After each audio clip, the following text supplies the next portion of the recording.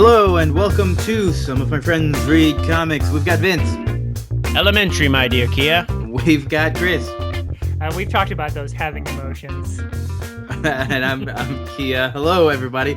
If you can tell by what Vince said today, we're talking about something that's kind of Sherlock Holmes-esque. It's a little comic called Ruse that was written by one of my favorite writers, Mark Waid. And I had never read this before at all. Chris, you recommended this. This thing is great. It's kind of, you guys described it to me as a steampunk, kind of Victorian era Sherlock Holmes. I didn't get a lot of the steampunk stuff, but it was just sort of a cool alternate Sherlock Holmes for me. I think Wakia told you that, not us. Maybe. Wakia started explaining, and we'll talk about this later, where this book goes, and I did not pick up on where this book goes from the first 5 issues we read. I also went in expecting a Sherlock Holmes book, and it's more about the assistant than it really is about the Sherlock Holmes analog. Yeah, I thought that was which is really nice. Cool. Yeah, I really enjoyed that. Yeah, I enjoyed it because it's more about like the Watson analog, who's a woman who's also got magic powers, so that's also where it differs. Yeah, there's a lot of weird stuff happening in this book, and it's going to be fun to kind of unpack it because I really enjoyed it. Vince, you hadn't read this before either, right? I hadn't, but I do love like good little like mystery books, and I like when characters are like smarter than everybody else. Yeah, and I even liked it. It almost felt like what's his name, Archard, Simon Archard, who's your Sherlock Holmes analog. I really liked how he seemed almost aging because all the cops were kind of like dissing him, like, hey, some of our cops solved the crime before you did, Archer. You're really slipping, which, you know, would never happen to Holmes. So I'm like, right. Oh, this is I really liked it. Like it started off very familiar and then went in a completely different direction that was very, very pleasant. And I think that Waid did a good job of making me feel familiar in this world and then upending it. Well, he did a really nice job of the first issue, I don't want to jump too far into it right now, but it starts with just throwing you right into the action where he's finishing up a case. And he's finishing up a case, but it's always like Holmes, like, it's like, we have no clues. Like, how could this possibly happen? And then Archer goes, that is true. Or it was you. And the guy goes, oh, damn it. like within a page, and we're like, yeah, we're off to the races. I love this book. I'm like, I was like, all right, I see what's happening here. Yeah. And then they have like a cool chase sequence. He's like telling him like, you're too fat for this, and it's raining. Like, you're gonna fall through the roof.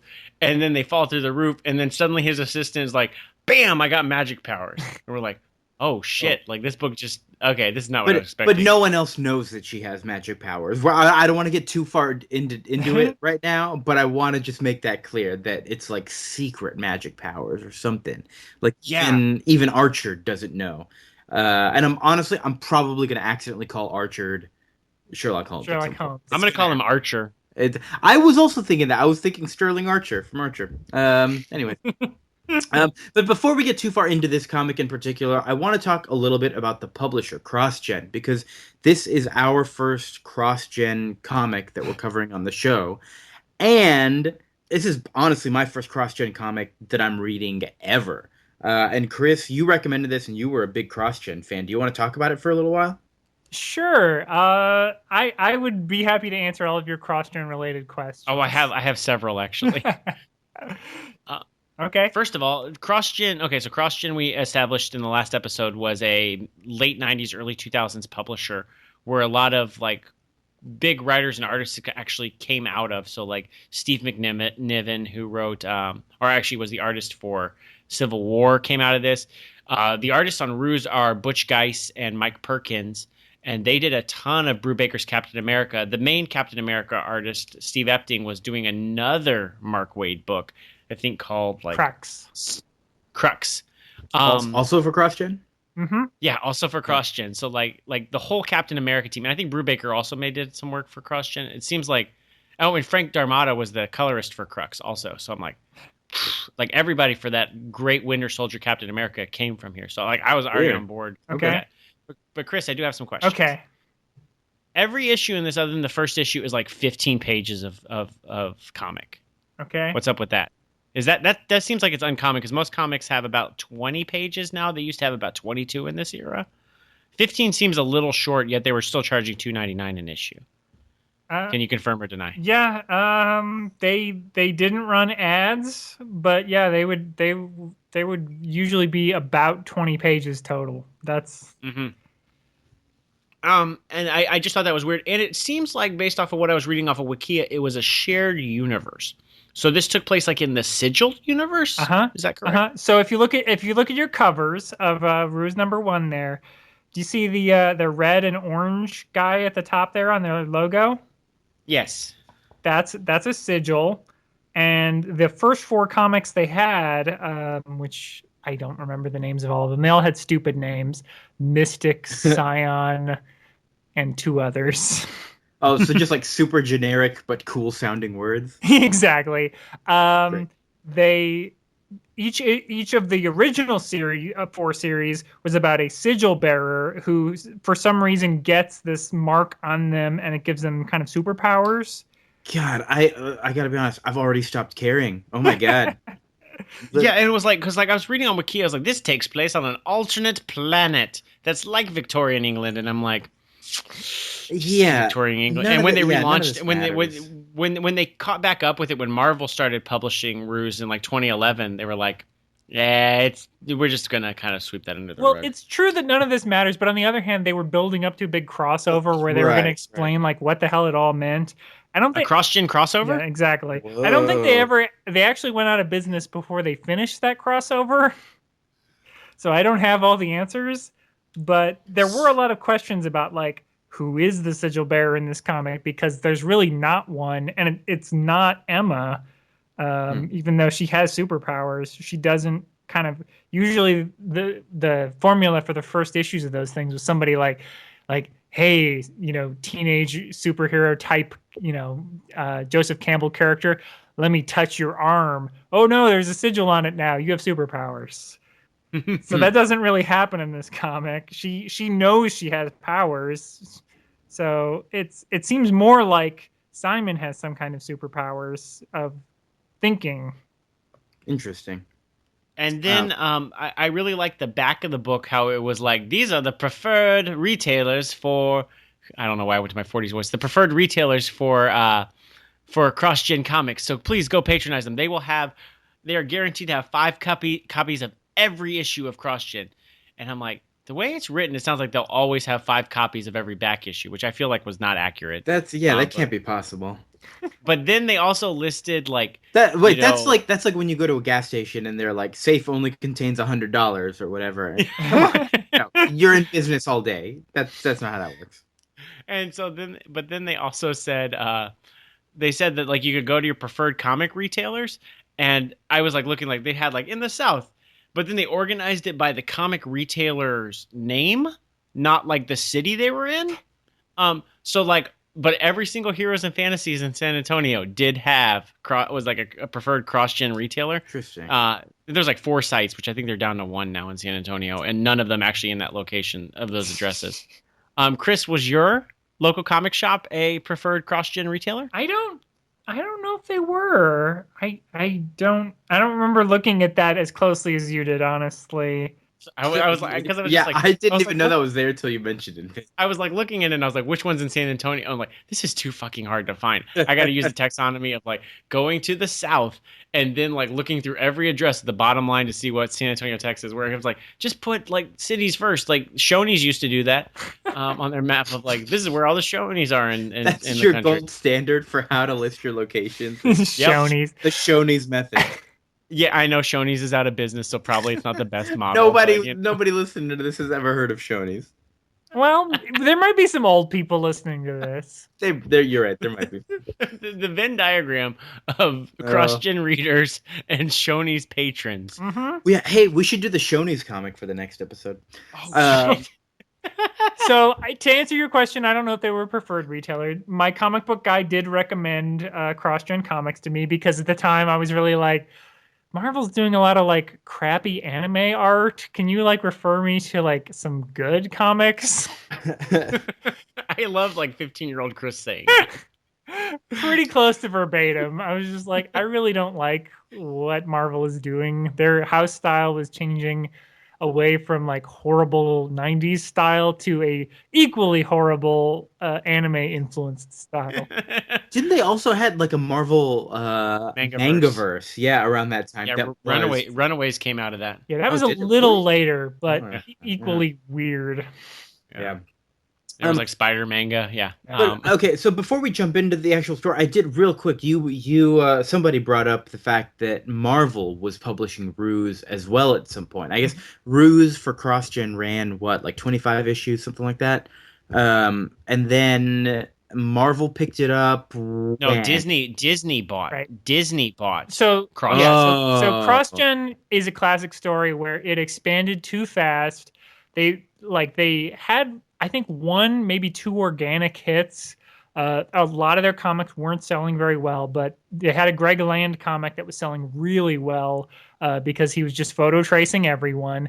Yeah, as he does. Yeah, and they Greg were like, Land. If we haven't done a Greg Land issue or series on this podcast before, but just Google his art and Google him like tracing. It looks really good. It looks really good until you understand his methodology, and then half the internet turns on him. right. Yeah.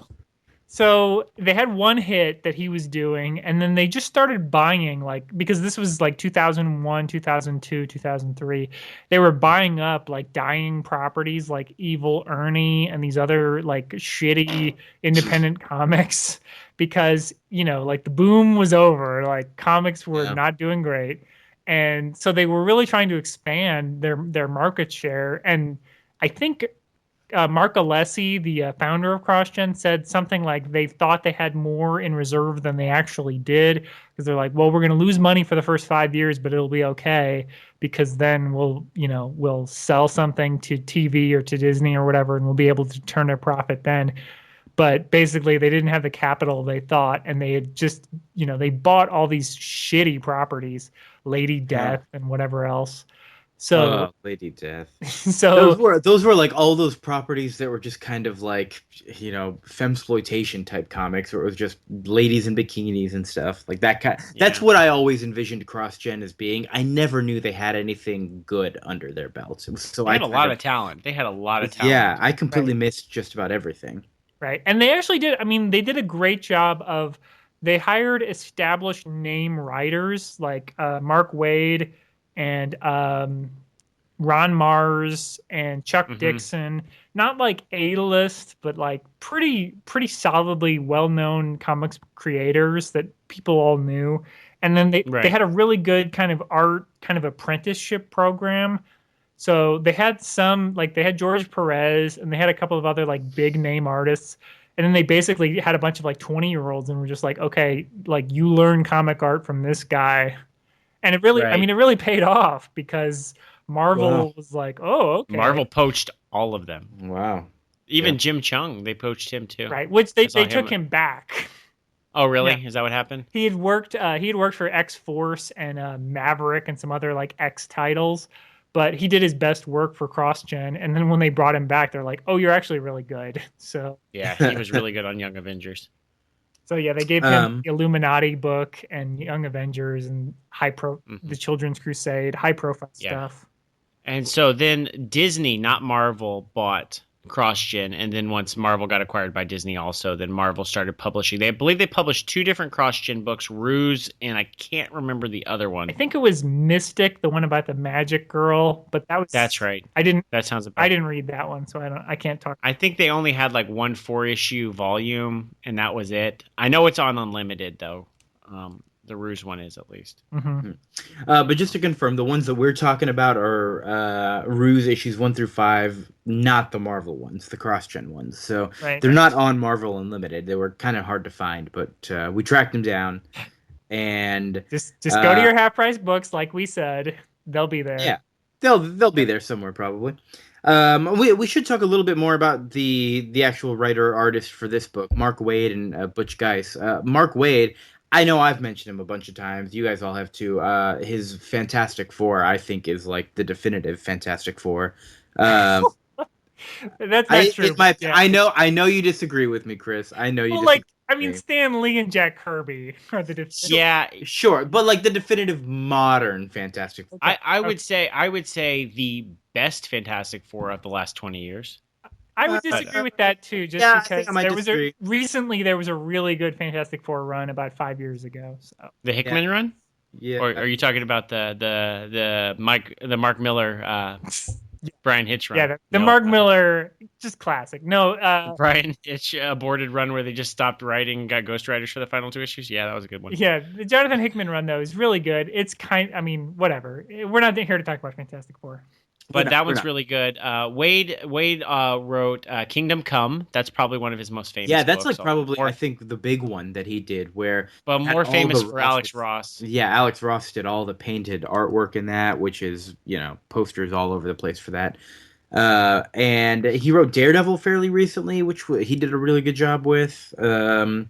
He does Archie right now. Archie, oh, I forgot. His Archie is so good. I didn't think I would love it, but I love it. Yeah, he did a really good JLA Year One, and Superman Birthright, which is a good origin of Superman. You may have seen his rants against Man of Steel about 3 or 4 years ago. And he's like, and I know what I'm talking about because I fucking wrote a Superman origin that's really good, and it is. He's a really great art. He also did Bart Allen Flash, Kid Flash. That's actually about to be back in print as a collected edition, the Waid and Ruringo Flash. Kia will probably have to cover that at some point. That'll be really good. Waid is just like an old school writer that just happens to know like a big bullpen of superhero comics history, kind of like Kurt Busiek. Mm-hmm. Although he's a fantastic. They're both writer. like second generation guys, where like they grew up reading, Stan Lee comics. They both have like this kind of well of history where like they know kind of what they're talking about. Yeah. He's really good with like continuity, but also making everything work. He wrote. He was one of the brain trusts behind 52 about 10 years ago. That DC book about the weekly comic, and he wrote all the like secret origins of every hero. I think he was like a nerd and would like write down every single superhero fact he ever knew, like on little like index cards, starting as a kid. So he just like knew like everything. He's a nerd.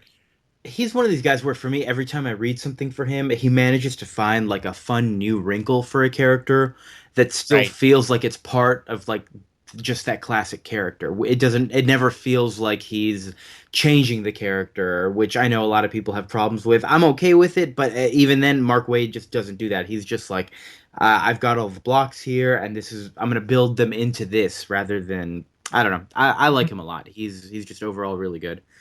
And then Butch Guice, we talked about before a little bit. He's just one of the guys who's been all over the place, worked for both DC and Marvel, did some work with the Captain America stuff. But yeah, again, just a little bit of everything. It's real solid work here. I really like it. He was one of those. I mean, he was the co-creator of Apocalypse. He was like the definition. Oh wow, he's from that. He's been working since the 80s. Yeah, he's like the definition of like a journeyman artist, where like he just worked. Usually, he was like the second choice for a lot of things, but I think he was definitely a fill-in artist. I feel like. Yeah, I think after this, and part of it, I mean, we'll talk about it. Part of it is he starts introducing more kind of photo tracing into his work. But his art kind of starts getting noticed again during his Crossgen work, and I think it really helped him kind of keep getting work into, the 2000s and the 2010s. Yeah, because his art is much different. I know him from the Clone Saga, I believe, Spider-Man Clone Saga. I think he did some issues there. So, and I was like, it's like this is the same guy who did all this like great Captain America work and Winter Soldier stuff. Doesn't look the same. His Winter Soldier stuff is really good. Also. Well, let's get into the book. Yeah, let's talk about it. Going off the art, he really just hits the ground running with this. Like we said, it starts off with that scene where they're kind of finishing up a crime, and there's a little bit of a chase sequence, and the assistant Emma Bishop, who really like Vince said, the book seems to be mainly focused around her. There's like the random lady hostage who's falling down to her death, and for the first time, we kind of see her superpowers here, which was, I thought, again, it caught me off guard because it showed up so fast. And I was like, wait, what's going on? What kind of book am I reading? I was expecting steampunk with like gears and mechanics and stuff. And then there's like magic. I'm like, oh, okay. Not what I thought we were going to get. Yeah, there is a minor problem I feel with the sequencing in this book that like I feel like there's action missed between panels, especially in this first issue. Like I'm like, the only reason I know something happened is because of a line. Like, and the art didn't really communicate that to me. Does And that make sense? that does make sense. I kind of once I got a hang of that style, it worked really well Yeah. for me. But I could see Yeah. how when you read a lot of other comics and you're like, okay, go go go, they move so quickly, it can be a little off-putting. Like, wait a minute, wait, I got to go back and reread that because I went through kind of too fast, right? Yeah. Mm-hmm. But so they solve this crime, and really the whole book is mainly this first issue centered around this new heiress who's showing up in town, Miranda Cross. And they're like going to this big party where they're gonna debut her to society, and like, oh, cool, everybody loves her, but there's something kind of off about her, whatever. Uh, Afterwards, we kind of get into the main crime for this book, which is that some guy who's friends with everyone down at the docks has died, and he's blind and he's deaf. So who would have a reason to kill this guy, right? Oh, why would I? And Archer's like, boring. Go call Yeah. the cops. Well, Just go talk to the cops. And then until he they wakes mention up. that he's Yeah. blind and deaf. When then he's he, a like, deaf perks mute, up. he's like, "Oh, okay." Oh, Well, who yeah, would murder a blind deaf mute? It's less. I mean, because obviously, if they saw something, they wouldn't care. But I'm like, I don't know. Criminals kill people for dumber reasons than that. Like they're like, they saw. Oh, that dude saw us. They would shoot him before they'd notice. Oh, he was a blind deaf mute. Don't worry about it. Yeah. So I was like, I don't know. I don't. The assistant bishop is like, I've never seen him this excited about a case in all my life. And I'm like, oh, really? That's all it took? A blind deaf guy? All right, cool. But then it gets kind of Holmesian, where he's like breaking apart the crime and like putting the pieces together. And it's fun. It's a little rapid for comics. Sherlock Holmes is a little. It's hard to like get all the details of a case for Sherlock Holmes or any type of like mystery done in one issue. But I thought it worked really well because he figures out that it was because of this guy's dog. The dog was smelling the drugs that some other people had, and so they went and killed the dog and the owner. And he realizes this because there was a dog that was at the pound that had to be like put down, blah blah blah. Like, because it was rabid, but actually it was like high on heroin. Right. And or it fits opium, but it does fit in with that sort of Holmesian idea of how he's always reading the paper and just remembers everything from that morning's paper and uses that to solve his crimes, which is, I like that aspect of it. I thought it was pretty neat, even though we as an audience didn't necessarily have the same, information. I wasn't reading this thinking, okay, I'm trying to solve the case before Holmes does, before Archer does. That never felt like it was my goal with this book. I don't know. Did you guys? I always just like seeing a character smarter than everybody else. Yeah, right. It's a lot of fun. Yeah. Like I mean, it's the reason I like Tyrion Lannister from Game of Thrones. Mm-hmm. It's just is that what he's from? Who? Tyrion who? Tyrion Lannister, not the Tyrion Lannister from Wheel of Time, and not the Tyrion Lannister from Golden Girls. The Tyrion Lannister from Game of Thrones. Oh, okay, cool. Okay, let's get back to the comic.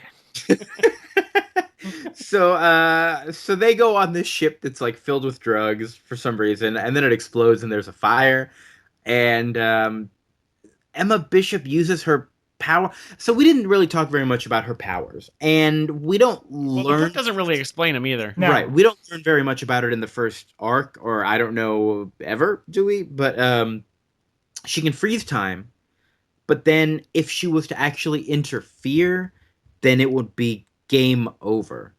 Like, that's literally what they say. Like, there's somebody talking to her saying, oh, are you ready to quit so soon? And like, blah, blah, blah. You're supposed to be here to, make Sherlock Holmes pay attention to his heart more than his mind, or something like that, right? And she's like, oh, okay, you're right. And so every time she sort of jumps into this time stop thing, she realizes, okay, I'm just going to figure out what I'm going to do. All right, jump back into the real world. But I guess there's always that backup option if she really needs to, where she can like pull totally wreck out shit. it and like wreck shit up, or like reverse time or something like that. Again, we don't know exactly what's going on, but she's got these weird powers. So there's a fire on the boat and she uses them again. And this time Miranda Cross shows up like in her little world, and she's like, what the fuck? Somebody else is in here and it's her. Like, how is that even possible? And so we kind of learned that Miranda Cross is like this evil person of some sort who, again, we don't 100% know her goals, but she's just out there and knows all about all this magic stuff, which I was very intrigued with. That's where the first issue kind of leaves off, and I'm like, okay, I kind of see where maybe this thing is going, and I'm down to read more. But yeah, we don't really find out very much about either of these things throughout the whole. It's a good pilot episode though. Mhm. Yeah, It's a good pilot issue because it's like it like has some chase sequences, it has some magic, it has like a fully solved crime, but then also like some like what the fuck? we see him solve two crimes really based on Yeah. first one and then the second one. It moves very quickly, but in a good way. And I think, I mean, not to like, give Markway too much credit, but I think he does a really good job of like, he sets up all these little mysteries that you're like, oh, like, how's Simon Archer going to figure this out? But at the same time, you're like, wait, like, what's the deal with like Emma's powers? And like, does Simon know about her powers? And Yeah, what's going that's got a good like superhero mystery. Like, is he ever going to find out her secret identity? Like that's always a good like driving course. And he seeds things like, well, I've read enough of these stories when they like briefly mention his predecessor partner. Mhm. Which one I like the idea of like of Emma being like, I'm not the first partner here. I don't know what happened to the second part, the partner before me. Probably nothing good. And I'm like, that dude's totally going to be in the second arc. I can guarantee it. Mhm. But and I think I was right. I think I ended up being right. Yeah, but I think he is like the secondary villain of the series. So. Yeah.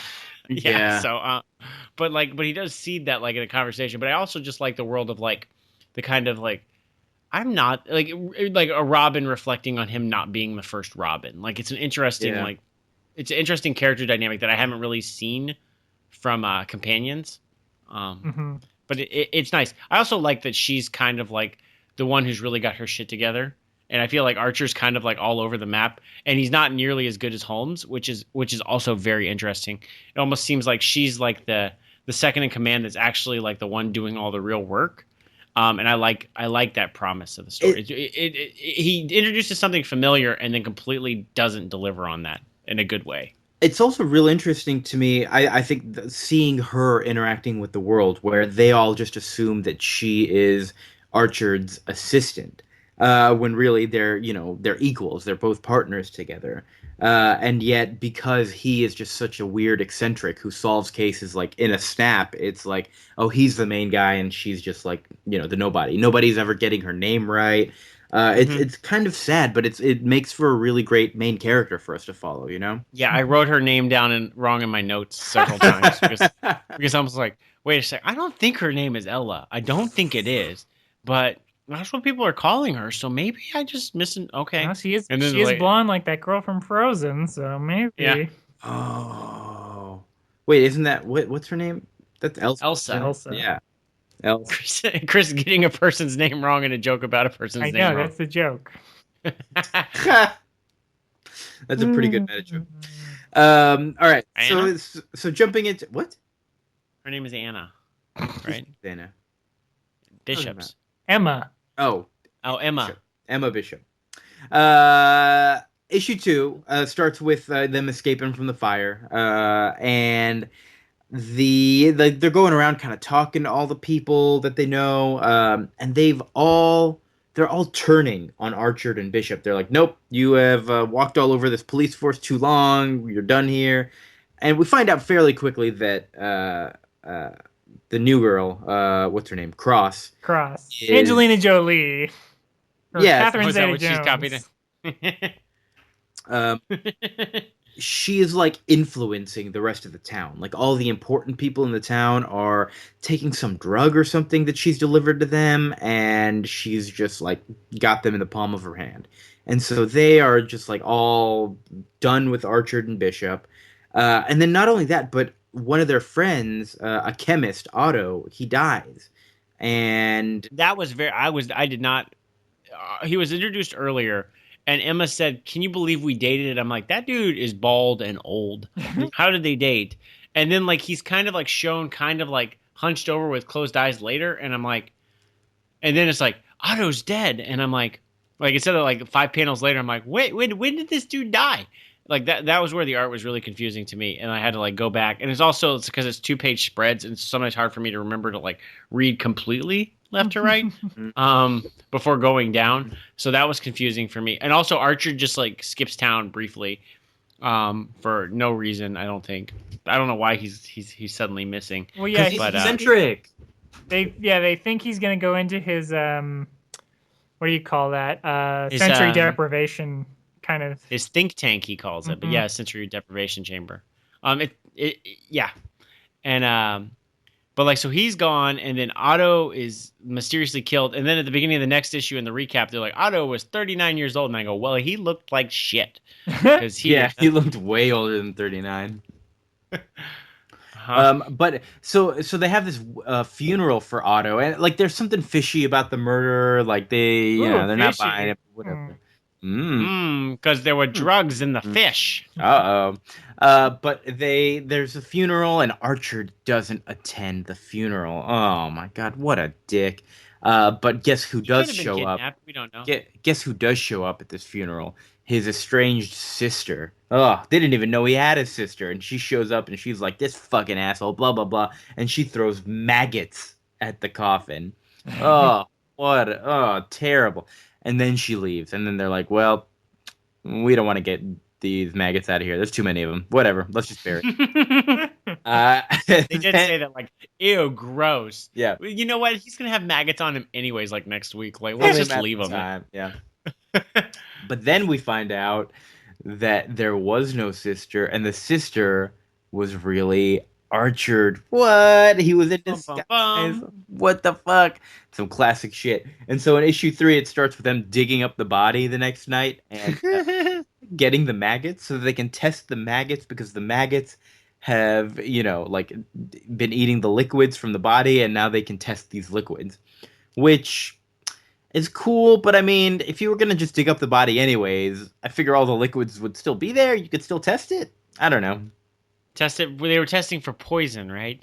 Yeah, wouldn't it? I don't know. Maybe this is Victorian alien world, science. Like, you just got to roll with it. That's true. That's true.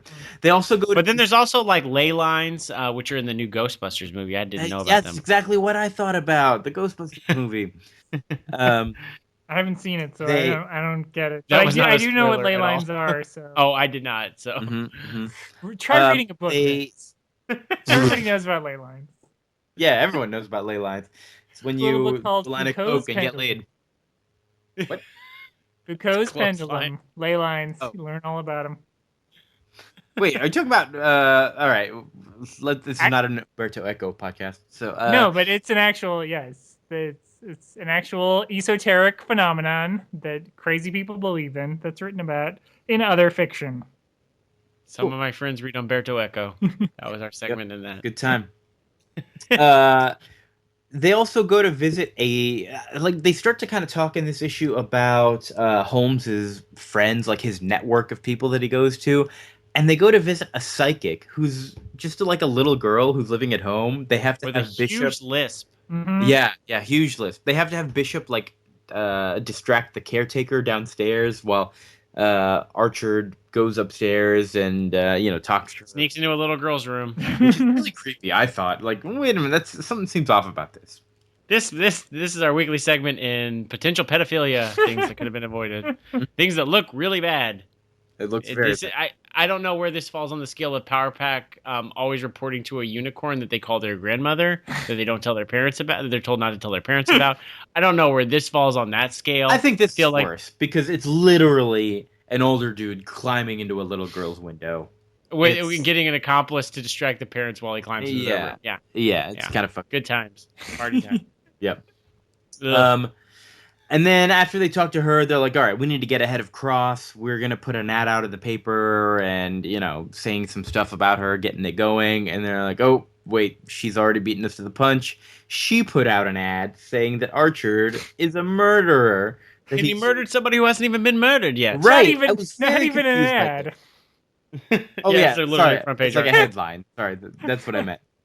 But it's like she's clearly like paid or influenced the people to. No, she hasn't paid. She's got magic powers. She's influenced. She's got magic in the drugs, man. Yeah, exactly. Magic drugs. But everyone sees this headline and goes, "Hey, there's that guy. Let's get him." And they follow him to the lady's house that he is said to have murdered, and they watch him, like they watch her catch on fire somehow. She catches on fire. I don't know. It's like magic stuff.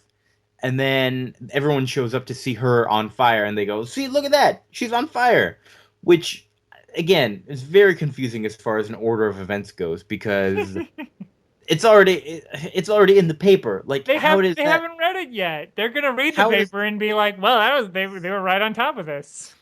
Yeah, it was, this was an early edition family where they all got the early edition of the paper, and then they, instead of trying to subvert the crime, they just witnessed the crime. Mhm. Yeah, Yeah, they don't Wow. know.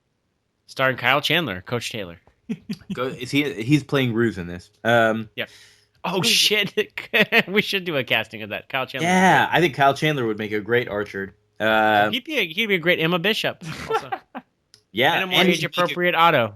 He'd be. Let's just cast Kyle Chandler as every character in this book. I think that's fine. Not Miranda though. I don't think he'd be. No, Not Catherine Andrew- Zeta-Jones. That's right, Catherine Zeta-Jones. Yep, she'd be good for it. Catherine Zeta-Jones and Kyle Chandler and Kyle Chandler and Kyle Chandler and Ruse. All right, so then that's where that issue ends. The next issue is We basically should also mention though. I do like. I mean, because we've really been skimming over these issues. There's a lot of really good stuff in these issues. There is. There's a ton of good stuff.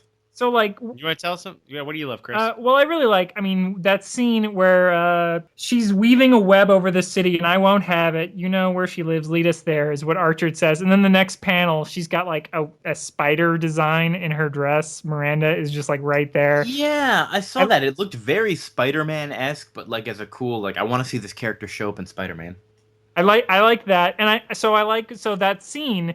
There's so much going on because Miranda at this point knows that Emma Bishop is like the real power, that like she has, magical abilities that she has chosen not to use. And so she's just like, "Oh, Simon doesn't know about this?" And Emma just keeps cutting her off and being like, "We know all about your evil plans." And she's like, "Well, let's talk about your evil plans." She's like, "I don't know what you're talking about." And Simon, what does he say? He says, "I can barely hear over the clamor of mysterious subtext." Oh yeah, I really like that line. I do remember that line as well. The clamor of mysterious subtext. I thought that was there was something very. I just really like that line. Thank you for pointing it out again. It's just really good. They have good kind of banter between them generally, but it's good because there's a lot of stuff going on in the scene where, like, on the one hand, you've got this confrontation between the heroes and the antagonist, but on the other hand, the antagonist has all this information that Emma doesn't want Simon to have. So it's a fun little scene, and of course, it does then turn into this, kind of like we have to find this old lady before she dies, but then she dies. Yeah. And then if I did have to pick one issue that I was like maybe less excited about than the others, it would probably be issue 4, because we don't really learn much of anything new. It's just sort of everything coming to a climax. The police show up and they're trying to chase Archer and Bishop, and it's kind of like one long chase sequence followed by a quick little fight. The part with the hedge maze I thought was really fun because there's that moment where you're led to believe, hey, Archer is so smart he can get out of anything, and they're like, you've led right into the maze trap, and you kind of assume like, oh, he's seen a glimpse of it, he's gonna know the way out, but nope, he's relying on Bishop. And this happens many times throughout these 5 issues where Archer fucks something up and someone is going to die or someone is going to get hurt or whatever, and Bishop saves them, and he's like, yep, I knew you were going to do that. That's why I didn't worry about it, because I knew you would take care of it. And I think that's another like kind of interesting wrinkle. Yeah, where is the bumbling hero but actual like genius sidekick come into play? Like I know this trope, and I'm trying to think. Like I feel like Kato and Green Hornet does this. His assistant Kato always like gets him out of like dumb shit that the Green Hornet gets into problems with. But maybe I'm just thinking of the Seth Rogen movie. No, that was in the TV show. Yeah, because was Bruce Lee played Kato? Mm-hmm. Was that it? Yeah, of course Bruce Lee's going to solve the problem. But I'm trying to think. I know this trope, and I really, really enjoy it. Like, it's really fun. Although, I don't know. I mean, it's not the exact same trope because Archer isn't a bumbling idiot. You know, he knows what he's doing. It's just that he knows what his strengths are. You know, I think they really do make a really nice, very equal team with each other, which is kind of.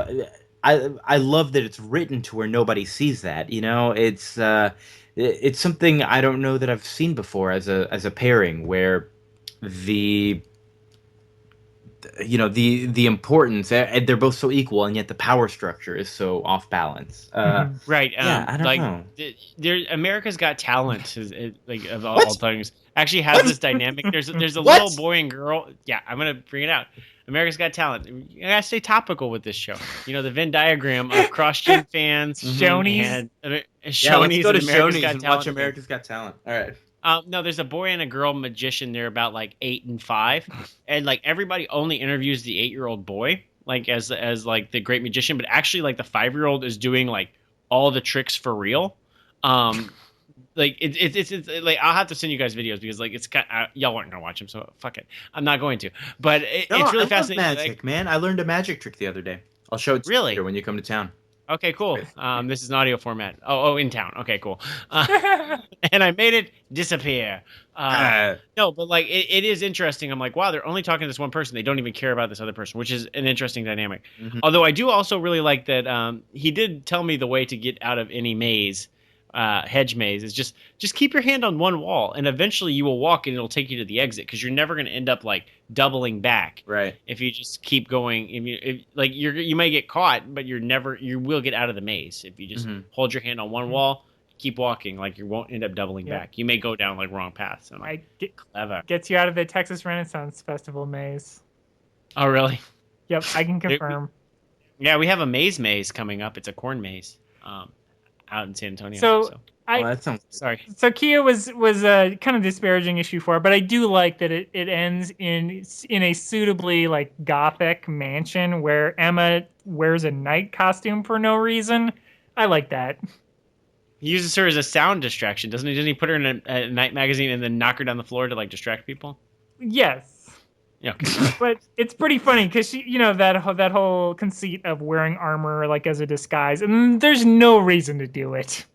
That was another funny moment. You're right. There were a lot of funny moments in that issue.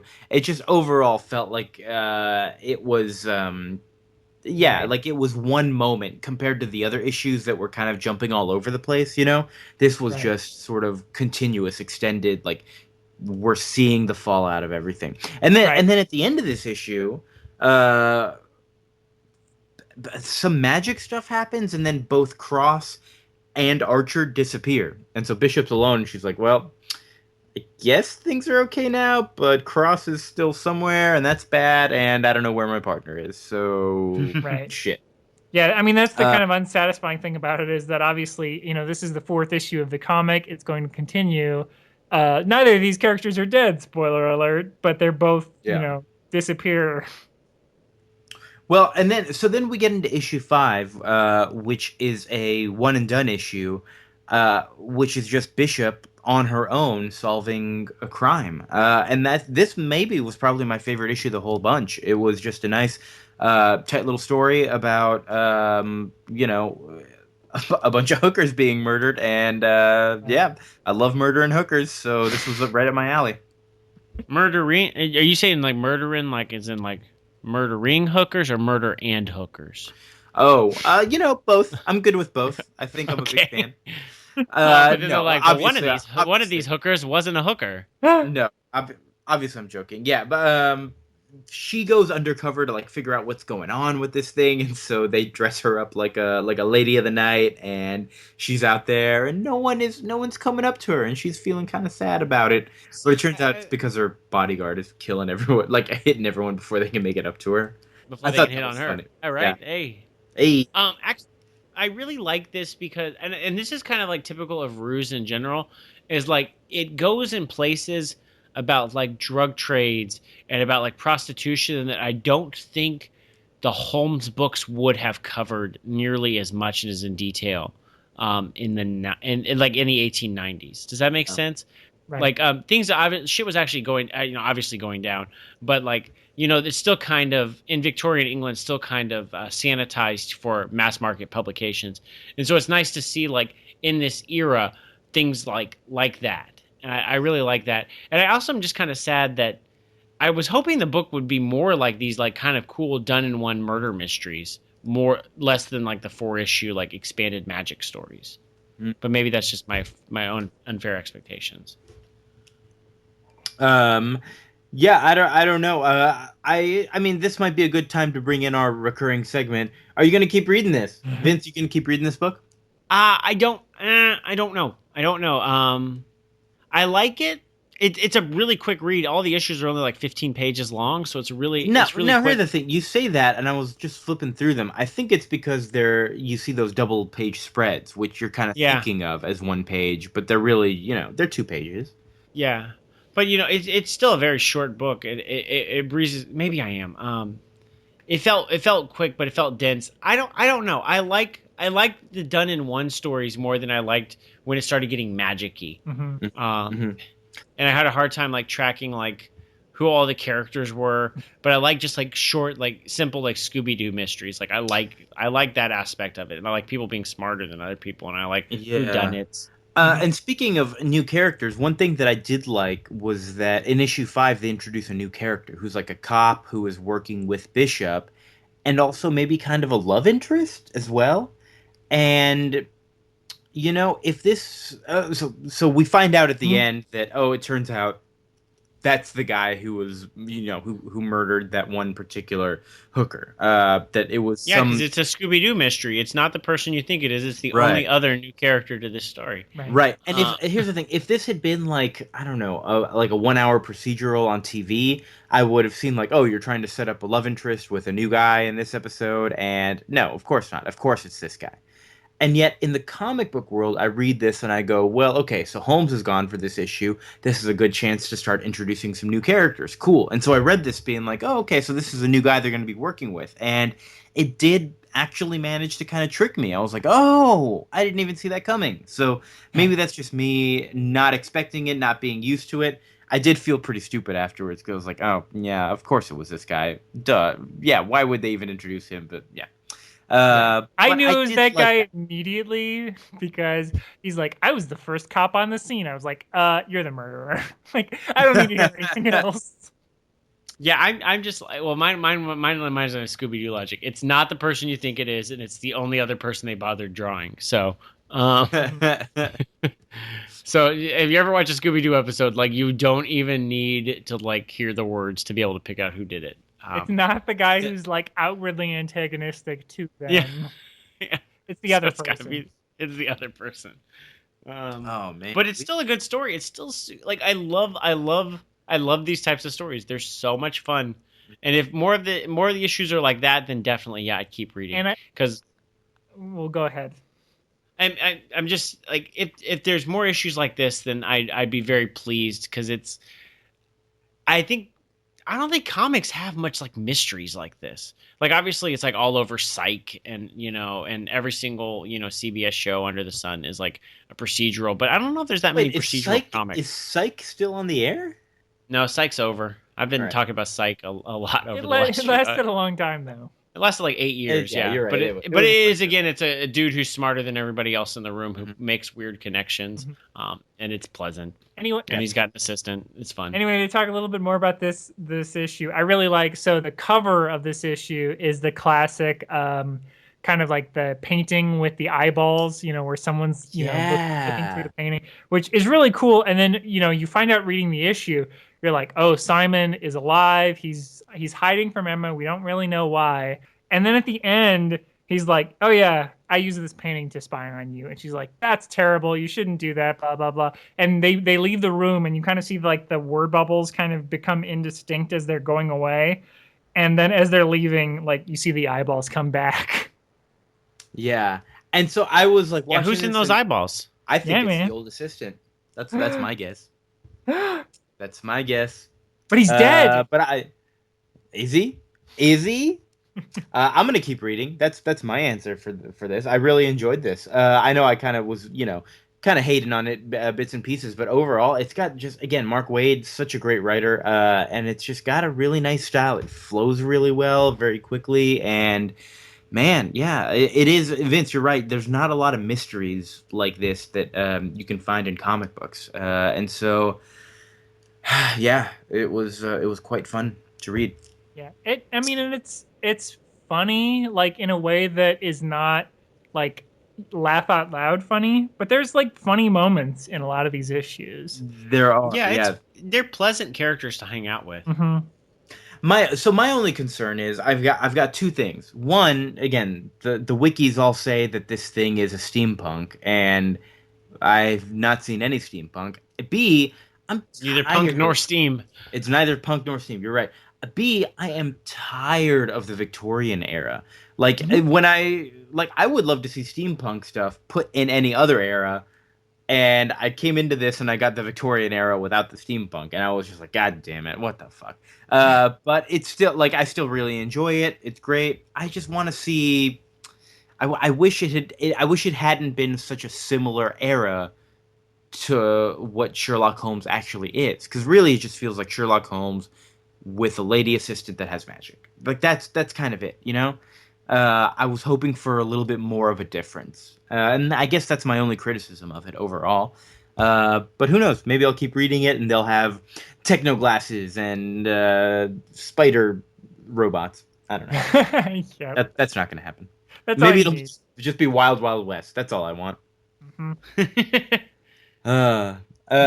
Yeah, good stuff. But overall, yeah, really liked it. It sounds like we all really enjoyed this. Chris, you're the one who chose it, so if you want to say a few final words about this book and overall why you love it in particular.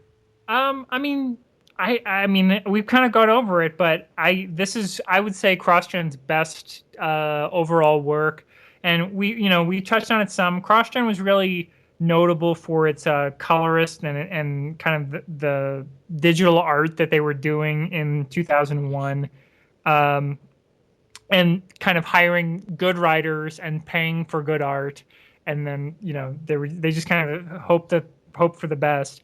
But this really, I mean, this looks really good still. I mean, I would say like comics around 2004 or so, and when digital art was still not the best, look worse than this, which is kind of funny. Mm-hmm. Yeah, I agree with that. Yeah, there was like that weird shift where they were like trying out new things, and it just ended up being like, all right, what are we doing here? This isn't worth it. Right, when people like Vince were just making terrible looking coloring. This guy. Hey, don't hate on my terrible digital coloring. Hate on my terrible Sherlock Holmes comics. Come on. So, but I mean, I really liked Crossgen's work, and I think this is really the best of it. You kind of see, and to talk a little bit about the Crossgen community, Crossgen fans were, in general, I mean, they kind of got stereotyped for being crazy, but that's because they included a lot of women and a lot of people that didn't read other comics. So they did get really into these comics, but it was because like they weren't reading anything else, because there really weren't. I mean, like when you think about it, this comic is mostly about a female character who's really smart, and she is a partner for Simon, and there's a little bit of flirtation, but not in a like will they, won't they, like they probably won't. Yeah, it's more like not Doctor very. Who and his companion. Yeah, that's kind of I got that same feeling as well. A little bit Doctor Who and companion, where sure Doctor Who's there, but it's really all about the companion. Right, and so yeah. they really drew in the audience that loves Doctor Who and sci-fi and fantasy and stuff like that. They had a comic, Meridian, that was about a teenage girl that was really I think that was one of the things Disney wanted, that then they never did anything with, but it was I can see that. it was one of those things where they were really kind of trying to make comics that weren't just appealing to kind of everyday comics fans, and I think Ruse is really the best representation of like what that could be. Mm-hmm. So I can see even though it didn't last all that long, it was like maybe 2 years. I don't even know if it quite lasted that long, but it was a really good run of comics. I really have a soft spot for them, So, and they don't, I mean, this comic does not really tie into the larger, like, oh, like, what is the sigil and like, what is the negation and like, what do the ancient Atlanteans have to do with all this? Yeah, if you Does hadn't the mentioned just it, I wouldn't have known this was tying into anything at all. Like, it feels like a just brand new comic. Don't have to worry about any continuity whatsoever. Right. But of course, does, it led to speculation like, oh, like, I'll bet Miranda's like from this other planet where they have these powers. Oh, mm, yeah. does this book take a turn when Waid leaves the book and I think Scott Beatty starts writing it? Not that I really noticed. I think they had a like a story Bible that kind of went through the first 2 years of it. So I don't because what I remember anyway is the last arc involved a big storyline involving Miranda. So I think that had been the plan all along. Okay, cool. Interesting. Very good. Yeah, I'm very excited to keep reading this book and kind of see where it goes. And did Chris? Did you also read the Marvel reboot of it? I did, but I have no real memories of that. I think it was just All right. okay. They kind of took out a lot of the mystery and just kind of made it like done in one sort of Sherlock Holmes stuff, which Oh, then I probably love it. is Yeah, fine. Vince. But there was really nothing kind of beyond that I remember. It Yeah. was just kind of like, here it is. Cool. Very cool. All right. Well, thank you so much for recommending this, Chris, because I had a great time with it. I can't wait to keep going. And anyone have anything else they want to say last minute about Ruse? Uh, Uh, Make sure to check out all Cool. the rest of the Crossgen books. Lady Death versus Evil Ernie. No, don't read any Lady Death ever. Nobody. We're never gonna talk about Lady Death on this show. Oh my god. They actually what if there's like a really great Lady Death comic that comes out? They actually really There did might. have some fun Well, books. If you like weird genre books, I would also recommend. They had a Chinese like sort of mythology sort of weird book called Way of the Rat that was fun. They had they had some other just weird stuff. They had The Path, which was more like a samurai book.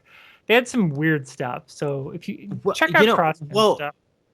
while we're on the topic of Lady Death and how it might be good, I don't know. Have I talked to you guys about this Vampirella? I was talking to my girlfriend about it the other day. 'Cause she was like, "What is this?" And we like, it's basically just like a slutty vampire comic, right? Like that's always been my perception of what Vampirella is, and it's been around for forever. But the thing is, like, so many great comic book writers have done, like Warren Ellis has written him, Grant Morrison, I think even Mark Miller. Busiek came out of there. Did we talk Busiek, about that on this yeah. show, or did we Yeah, talk we about? did talk about it in some previous episode. Man, Okay, we that was might us. at some point we might actually have to go read some slutty vampire lady comics to see what the fuck is going on because Well, have always just seen this and gone like, ugh, come on, like quit drawing boobs and write a real story, right? That's always been my perception of these things. And I would Kia's- recommend that's just Kia's- anyone that's- that has gotten to this point in this podcast and has not listened to the Your Stupid Minds episode about the Showtime Roger Corman movie Vampirella. Go Wait, listen there was to a that Showtime? podcast, all right, I'm gonna have to go listen to that and see what's and going on. it'll Yeah. answer all your questions about what Van Helsing's descendant is doing, and what government agency he works for, Ugh. and what planet Vampirella is from. She's from another planet? What the fuck? Never mind. I never want to read this shit. Well, I All right. put it on the list. They, so they, one they of these days. Grant Morrison Okay. retconned all that away because he sucks. Okay, good for him. What? All that all right. planet stuff was the best. Draculon. Planet Dracula. Oh my god. All right, now I do. Now I want to read it again after you said the name of the planet. All right, but next time we are not doing Vampirella. We are doing some Justice League stuff. We're going back to DC, but we're not really doing like your typical Justice League book. We are doing one that I've always meant to read. It's kind of a humorous take on the Justice League. It's called Justice League International. From 1987. We're going to talk about issues 7 through 13, and they're written by Keith Giffen and J.M. DeMatteis, who I think I've read little stuff from both of them here and there, always very enjoyable. And art by Kevin Maguire, who I don't think I know anything about, but it's kind of just like a fresh take on the Justice League. And Vince, you were saying, I think before this, the book wasn't even called Justice League International, like with issue No, number 7. it was called Justice League. And I don't really know. I don't know a lot about it, but it started off as just the flagship Justice League book in the kind of post-crisis world. No Superman's in it, but it's like Batman, Guy Gardner, Green Lantern, Red Tornado, I think, and a few other characters. And it started off as kind of like a mildly serious book, and then just decided to get real silly. It was like the Blue Beetle, Booster Gold, Maxwell Lord comics. So if you remember reading like what is it, like Infinite Crisis, and Jeff Johns was really into like Booster Gold and just like all the and Blue Beetle, not the Jaime or Jamie Hernandez or whatever character, the one before that, Ted Cord, like that all shows up here. Maxwell Lord is their handler. It's kind of goofy. The issues we're going to be reading involve them just like moving into their international headquarters after being recognized by the UN. So like they move into Russia, but the Russians have tried to like bug the Justice League headquarters. So they got to find all the bugs, and like Martian Manhunter's too heavy and he accidentally falls through the stairs. Like dumb things like that. Right. Yeah. They're an enjoyable set of characters, and it's a very pleasant book. It's one of those ones that's like, it's not like necessarily a heavy superhero character, like a heavy superhero book, especially like this is like Watchmen, Killing Joke era, but it is a fun, light superhero book. Right. And I think Patton Oswalt even wrote like his book formerly known as the Justice League with these same characters later on. So we may have to check that out at another date. It's fun though. Cool. It's something you should check out. Keith Giffen is probably most famous now for spearheading the Annihilation comics. That big sort of space event that Marvel had that brought the Guardians of the Galaxy back into the limelight. That's definitely what I remember him from more than anything else. And J.M. DeMatteis wrote Kraven's Last Hunt. So and Spider-Man for a really long time. Yeah, so it's good. Two good writers. Kevin Maguire's good. Should be a lot of fun. Yeah, cool. JLI 7 through 13. I'm excited. Cool. Other than that, I think that's it. Thank you so much for listening. Listen to Chris's other podcast, Your Stupid Minds. Vampirella. Got to be a good one. And if you're in New York, come say hi to me. If you're in Texas, go say hi to those other two losers. And if you're at any of the 4 Heroes and Fantasies locations that support Crossgen comics, tell them we sent you. Yeah. Thank you so much for listening. Thank you, Chris. Thank you, Vince. No problemo. And I've been Kia. Love you all so much, and have a good night. Have a good day. Have a good afternoon. Have a good week. Have a good month, and have a good year. Bye.